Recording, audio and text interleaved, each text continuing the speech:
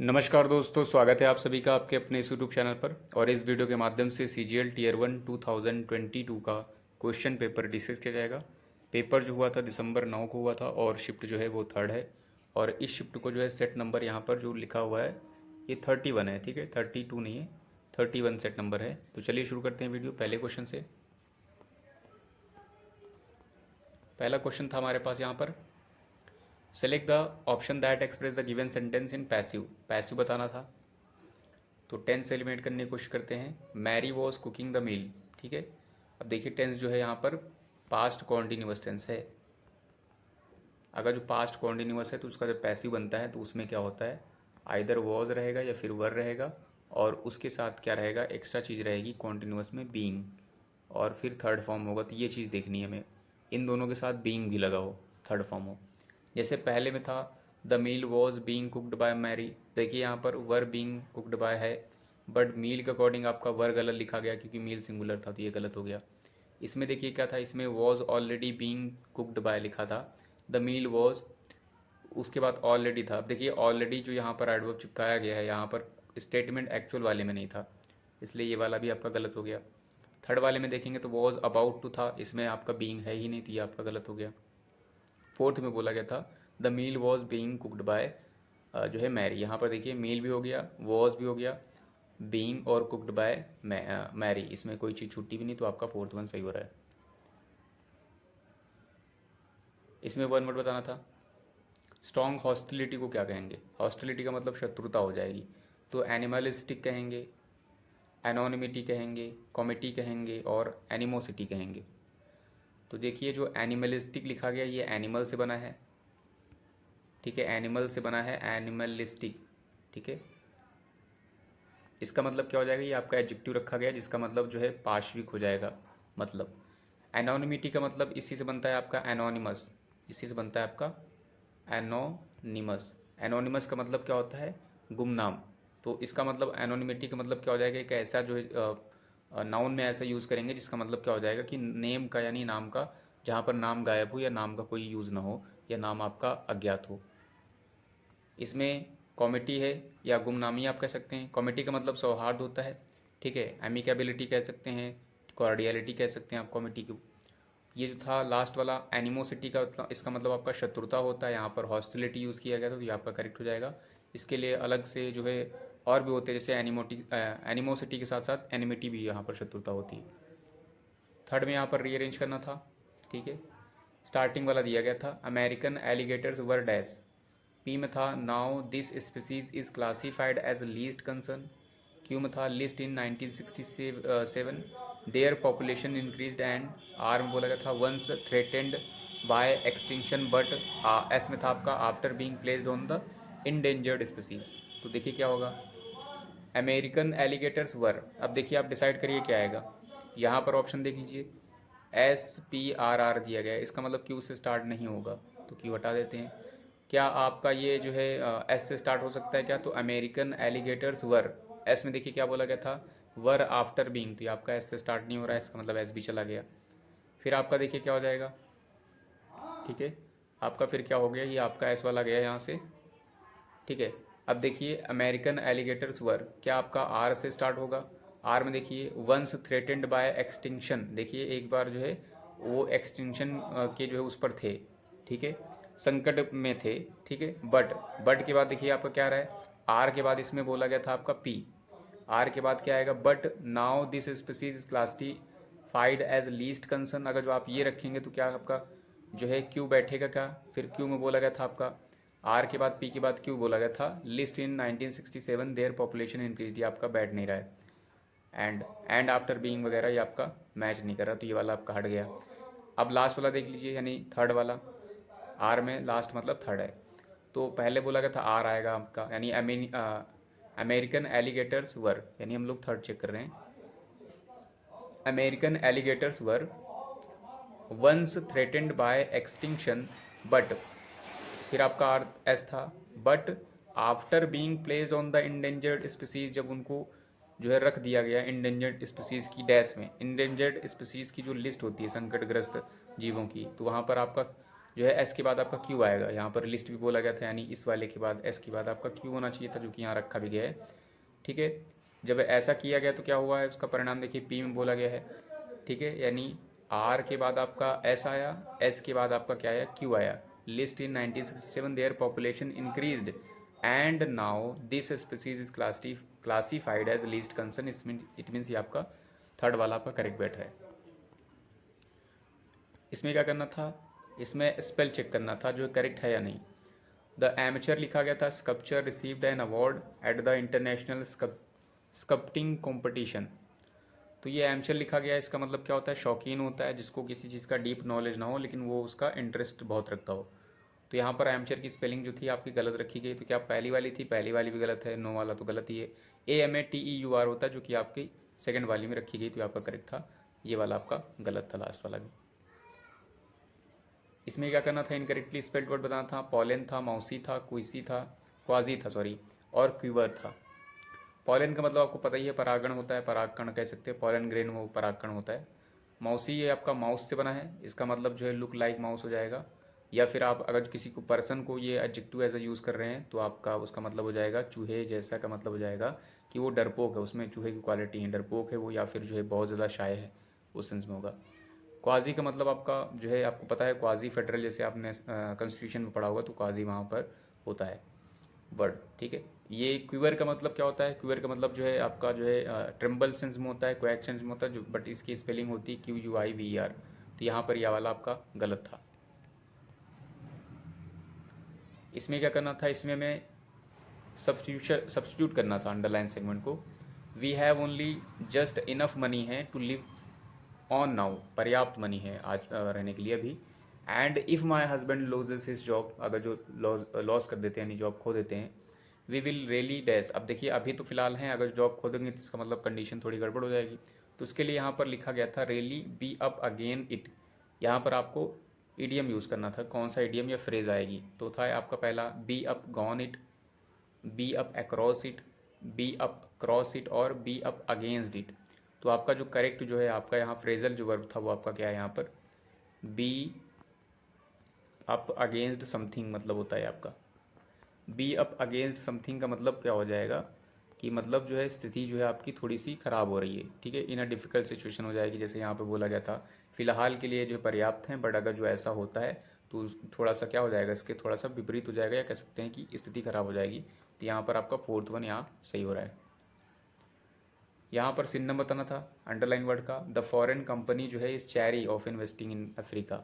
तो चैरी का मतलब क्या होता है आपका, इसका मतलब आपका अलर्ट होता है, वॉचफुल होता है, विजिलेंट होता है, मतलब सतर्क, अवेयर कह सकते हैं। इसमें था कीन था, फर्वेंट था आपका, और कॉन्फिडेंट था आपका, और कॉजस था। ठीक है, तो कीन मतलब उत्सुक, क्यूरियस हो सकता है। फर्वेंट भी मिलता जुलता इसका वर्ड है, तो ये दोनों नहीं थे आपके। कॉन्फिडेंट का मतलब आपका बहुत ज़्यादा कॉन्फिडेंस जिसमें हो, वो भी नहीं होगा आपका। और कॉजेस का मतलब आपका सतर्क हो जाएगा, तो ये सतर्क आपका मैच करेगा फोर्थ वाला। इसमें मीनिंग बतानी थी अंडरलाइन वर्ड की या अंडरलाइन इडियम की। The new intern is a green horn, काफ़ी फेमस है और काफ़ी आसान भी है। ग्रीन हॉर्न का मतलब क्या होता है, नौसिखिया, जिसके लिए आप बिगिनर वर्ड यूज़ कर सकते हैं, नियोफाइड यूज़ कर सकते हैं, टायरो एक वर्ड होता है बहुत अच्छा, वो यूज़ कर सकते हैं। तो ये सब आपके इसके सिनम्स होते हैं। इसके लिए था इनएक्सपीरियंस था, जेलस था, ओवर इंथुसियास्टिक था, सिक था। तो जो इनएक्सपीरियंस था इसका मतलब भी आपका नौसिखिए होता है, नया नया हो किसी चीज़ में, ग्रीन हॉर्न, तो ये आपका करेक्ट है। जेलस का मतलब आपका क्या होता है, बहुत आर्डेंट हो, उत्साही हो आपका, इंथुसियास्टिक हो। ठीक है, तो ये आपका फिलहाल नहीं है इसका मतलब। और ओवर इंथुसियास्टिक का मतलब कुछ ज़्यादा ही जो हो जाए, जिसमें जोश हो जाए या फिर हो जाए। ठीक है, इंथुसियाज्म हो जाए, उत्साह हो जाए, तो ये इसका सेंस था, तो ये भी आपका नहीं बनना है। सिक का मतलब बीमार था, ये भी नहीं बनना है, तो आपका फर्स्ट वन ही करेक्ट था यहाँ पर। इसमें एडवर्ब फिल करना था, most appropriate. Neetha can assemble the students of her class dash. देखिए नीता को जो बोला गया है, कैन मतलब कर सकती है, असेंबल कर सकती है, इकट्ठा कर सकती है अपनी क्लास के स्टूडेंट्स को, डैश किस तरीके से। यहाँ पर वर्ब के लिए यहाँ पर क्या चाहिए, हमें एडवर्ब चाहिए। परफेक्ट कर सकती है, डिस्ट्रैक्ट कर सकती है, स्लो कर सकती है, क्विकली कर सकती है। तो यहाँ पर जो करेक्ट आपका एडवर्ब होगा, तो आपका करेक्ट जो एडवर्ब है आपका लास्ट वन है, क्विकली। ठीक है, नेक्स्ट पर आते हैं। इसमें क्या करना था, इसमें करेक्ट कोलोकेशन भरना था। Of course we agree with that measure it is dash sensible. देखिए यहाँ पर बोला गया है we agree with this that measure उस उपाय से हम जो है उस उपाय से या मेजर से हम क्या एग्री करते हैं, इट इज़ डैश वो बहुत ज़्यादा डैश है। सेंसिबल बोला गया, कैसा सेंसिबल है, स्लाइटली सेंसिबल है, हार्डली सेंसिबल है, पार्शियली सेंसिबल है, परफेक्टली सेंसिबल। अगर जो एग्री कर रहे हैं जाहिर सी बात है कोई अच्छा ही वर्ड रहेगा। स्लाइटली मतलब हल्का सा होगा तो ये आपका नहीं होगा, हार्डली मतलब ना के बराबर होता है ये भी नहीं होगा, पार्शियली मतलब थोड़ा बहुत ये भी नहीं होगा, परफेक्टली मतलब बहुत ही ठीक, एकदम परफेक्ट, तो आपका ये आपका लास्ट वन सही हो रहा है। इसमें सिन्नम बताना था, इनकाउंटर वर्ड दिया गया था, इसका सिन्नम बताना था और यहाँ पर वर्ड रखे गए थे, आप चाहे स्टेटमेंट पढ़ें या फिर ऑप्शन देख लिए। इनकाउंटर्ड का मतलब क्या होता है, फेस करना। ठीक है, जैसे यहाँ पर बोला भी कि तो many people have been experiencing, but ये वाला वर्ड इसमें नहीं यूज़ किया गया है। The starting of heat wave and some of them have avoided going outside their home, ये दिया गया था। तो आउटसाइड का मतलब बाहर होता है, स्टार्टिंग का मतलब बिगिन करना, अवॉइड का मतलब अवॉइड करना, बचना हो, और एक्सपीरियंसिंग का मतलब फेस करना। तो आपका ये वाला लास्ट वन यहाँ पर सही सिन्नम है। इसमें क्या करना था, इसमें एरर डिटेक्ट करनी थी। द वेडिंग गाउन जो था look decently despite being studded है विथ, यहाँ पर विथ नहीं है, यहाँ पर विथ है, विथ ज्वेल्स। ठीक है, स्टडेड मतलब का गढ़ा हुआ है, जिसमें ज्वेल्स रत्न गढ़े हुए हैं। ठीक है, द वेडिंग गाउन आपका क्या हो जाएगा, नाउन हो जाएगा। द आर्टिकल था, वेडिंग गाउन नाउन है। अब लुक्ड आपका क्या है, ये आपकी वर्ब है, बट ये कौन सी वर्ब है, ये आपकी ये सेंसरी वर्ब कह सकते हैं आप। ठीक है, सेंसरी वर्ब की खास बात ये होती है, जो सेंसरी वर्ब होती है वो अपने बाद यहाँ पर एडवर्ब नहीं लेती है। सेंसरी वर्ब को यहाँ पर एडजेक्टिव की ज़रूरत होती है। कैसे कैसे समझेंगे, जैसे आपके लिए एक सेंटेंस यूज़ किया जाए, जैसे लुक है, जैसे सेंसरी वर्ब में जैसे कौन कौन सी होती है, जैसे लुक है आपका, स्मेल है आपका, टेस्ट है। ठीक है, इस तरीके की वर्ब होती है। जैसे आपने यहाँ पर सेंटेंस बहुत यूज़ किया होगा, ही की जगह शी कर देते, शी लुक्स। अब यहाँ पर देखिए आप क्या यूज़ करते थे, शी लुक्स ब्यूटीफुल यूज़ करते थे या ब्यूटीफुली, तो यहाँ पर देखिए ब्यूटीफुल यूज़ करते थे, यानी ये एडजेक्टिव यूज़ करते थे। तो यहाँ पर आपका इसके साथ आपका इस तरीके के वर्ब के साथ आपका एडजेक्टिव होता है। ठीक है, एडवर्ब नहीं होता, तो यहाँ पर आपका क्या आएगा, लुक्ड डिसेंटली नहीं होगा, लुक्ड डिसेंट होना चाहिए। तो यहाँ पर आपका जो है इस वाले थर्ड वाले में एरर थी।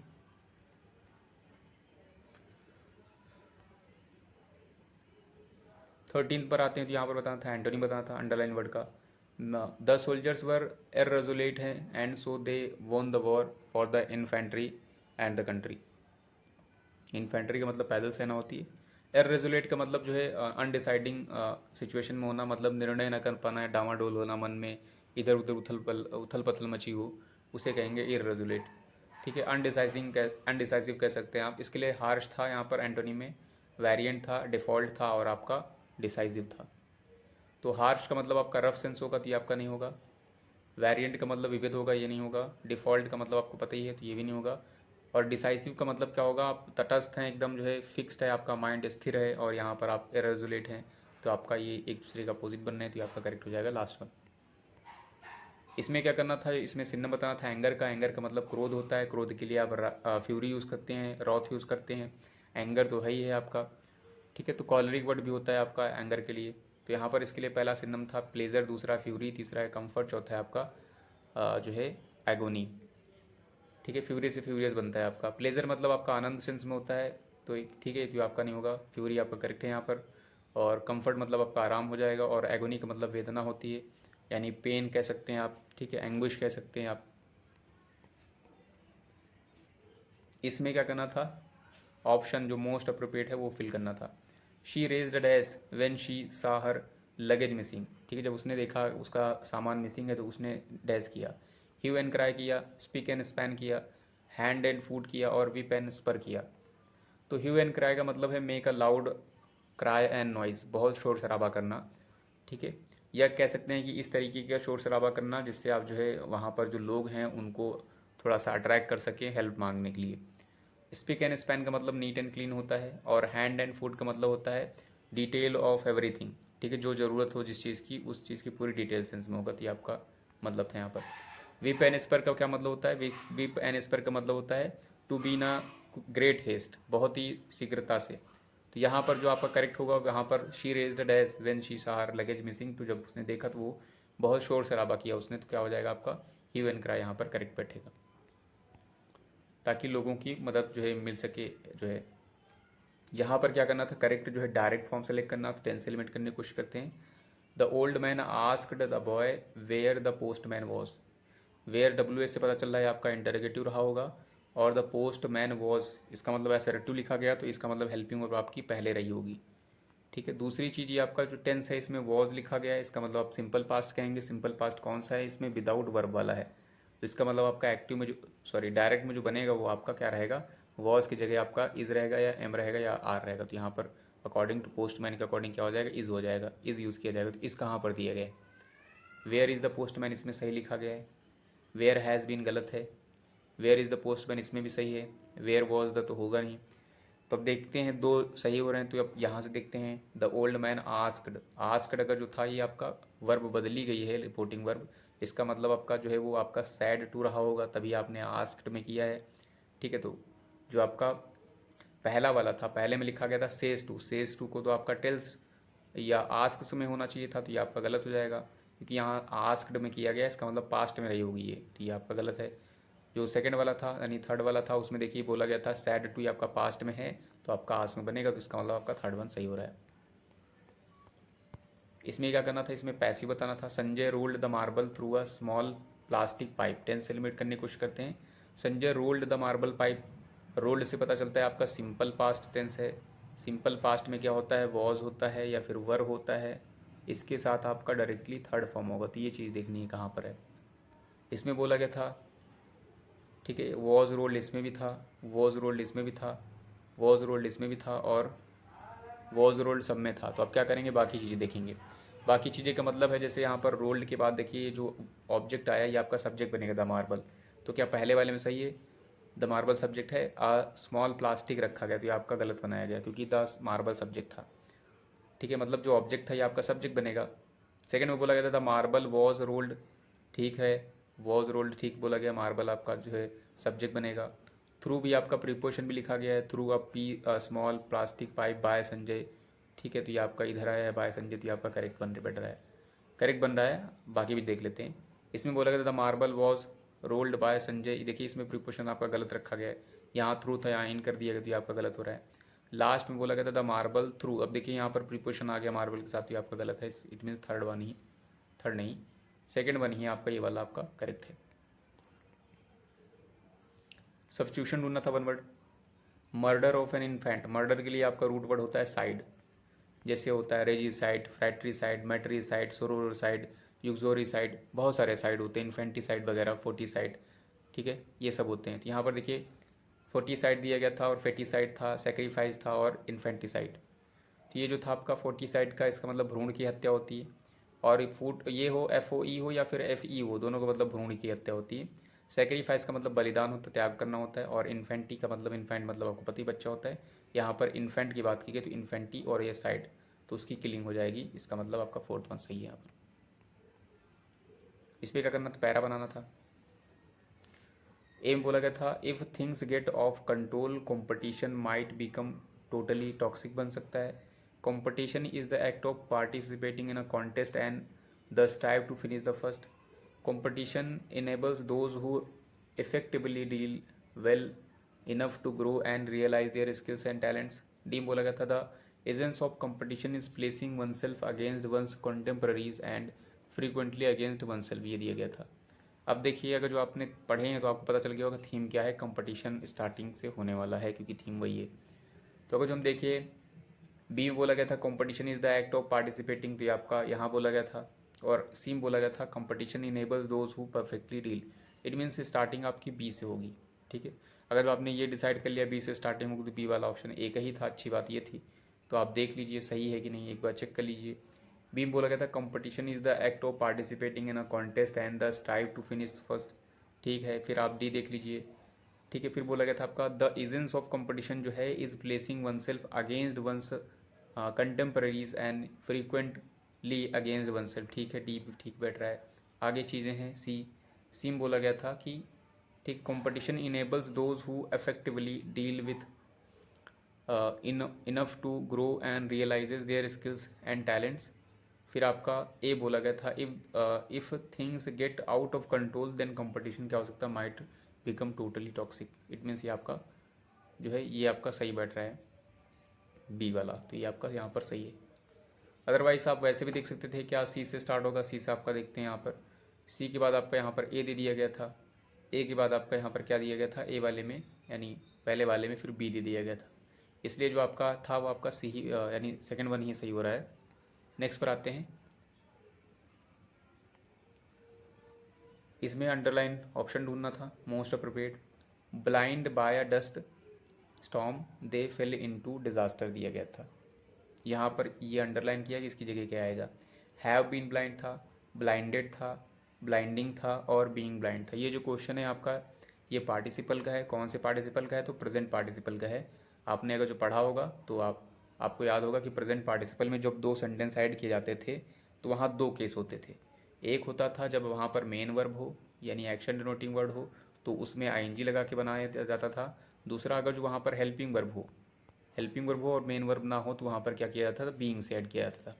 जैसे ये वाला सेंटेंस है, अगर इसको सीधा करके देखेंगे तो ये वाला आपका सब्जेक्ट हो जाएगा दे, फिर यहाँ पर जो है पास्ट टेंस चल रहा है, ठीक है, तो यहाँ क्या होगा दे ब्लाइंडेड तो होगा नहीं, दे ब्लाइंडेड होगा नहीं क्योंकि यहाँ पर आपका जो टेंस पैसिव में चलेगा तो यहाँ पर क्या कैसे लिखा जाएगा दे वर ब्लाइंडेड, आप ऐसे लिखेंगे दे वर ब्लाइंडेड, ऐसे रहा होगा they were blinded by a dust storm ऐसे रहा होगा। दे फेल इनटू डिसऑर्डर तो ये रहा होगा। तो अब देखिए इसमें आपका हेल्पिंग वर्ब आ गया है, अगर जो हेल्पिंग वर्ब आ गया या पैसिव हो तो उसका मतलब क्या होगा, वहाँ पर बीइंग से बनता था। इट मीन्स यहाँ पर जो आपका होगा वो आपका बीइंग ब्लाइंड हो जाएगा by a storm dust storm they fell into disaster. It means fourth one आपका सही है यहाँ। फिर आते हैं पैसेज पर। Allegiance to one's favorite team is something that a sports fan does over a period of time. They also so attached to their favorite teams that they could display as emotions not just during the course of the match but much after the actual event is over. This phenomenon is common across the globe, is more seen in countries like Brazil, India and the USA and even UK where the favorite sport may not be the same in each of these nations. In spite of this craze and hysteria, sports had as a long way. It is accepted as one of the world's most days pastime. आपको theme समझ में आ गई होगी, fill up पर आते हैं 1 number पर। तो जो अलाइजायंस है यानी अलीजायंस है यानी एक निष्ठा जो है, निष्ठा है समर्पण जो है टू वंस फेवरेट टीम के प्रति इज समथिंग वो कुछ है दैट स्पोर्ट जो है फैंस ने डैश किया है over a period of time में, काफ़ी लंबे समय में। क्रेव किया है, इन्फर किया है, डेवलप किया है या डिफर किया है। क्रेव का मतलब कोई चीज़ लॉन्ग करना, लॉन्ग का मतलब चाहना सेंस में होता है। इन्फर का मतलब जो है रिजल्ट निकालना, डेवलप मतलब विकसित किया है और डिफर का मतलब जो है टालना है, टालने सेंस है। तो यहाँ पर जो आपका करेक्ट बैठेगा ये जो अलीजायंस जो है वो क्या है, एक निष्ठा जो है वो डेवलप हुई है over a period of time, किसके द्वारा, स्पोर्ट्स फैंस के द्वारा। तो आपका थर्ड वन सही बैठ रहा है। 22 में बताना था यहाँ पर दे सो अटैच्ड, वो इतना ज़्यादा अटैच्ड हैं देयर फेवरेट टीम्स के प्रति दैट दे कुड डिस्प्ले भी करते हैं, display emotions not just during the course of match के दौरान ही केवल नहीं but much after the actual event is over हो जाने के बाद भी करते हैं। तो क्या हो जाएगा यहाँ पर, हरिड इमोशंस होंगे, वैरिड इमोशंस होंगे, ड्रेड इमोशंस होंगे या कॉन्क्रीट इमोशंस होंगे। तो हरिड मतलब जल्दी सेंस में होता तो ये आपका यहाँ तो बैठेगा नहीं इमोशंस के लिए। वैरिड मतलब अलग अलग, ठीक है, विविध प्रकार के इमोशंस, तो ये आपका यहाँ सही हो सकता है। ड्रेड मतलब भयानक इमोशंस तो नहीं होगा, कॉन्क्रीट भी आपका नहीं होगा। तो आपका जो करेक्ट होगा आपका सेकंड वन ही हो रहा है।